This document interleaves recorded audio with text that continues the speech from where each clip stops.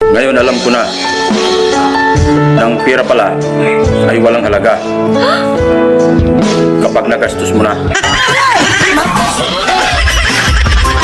Hindi karera ang buhay, kaya hindi tayo dapat nakikipag-unahan sa iba.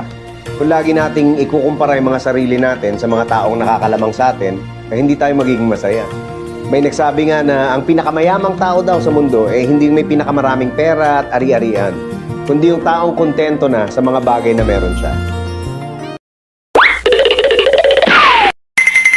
Tatlong klase ng lalaki dito sa mundo.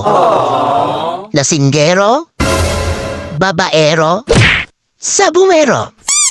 Alin sa tatlo ang napangasawa niyo? Sagot, girls.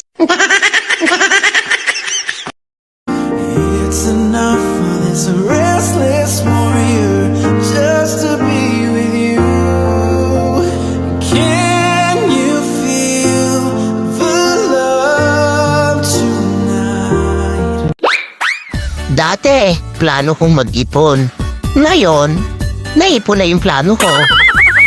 Ang hirap naman kasi maghanap ng pera eh. Sana dumating yung araw na pera naman ang maghanap sa akin. Kasi napapagod na ako maghanap sa kanya. Gago! Mrs. Natik sa Reels, sinuntok ng mister. Nagtatanggap ng